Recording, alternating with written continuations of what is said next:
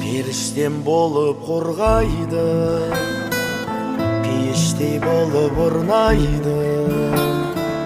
Жеті қат жердің үстінде анамдай жылу болмайды, анамдай сұлу болмайды. Жалғызым жаным жанапам, мақтадан мамығалаған.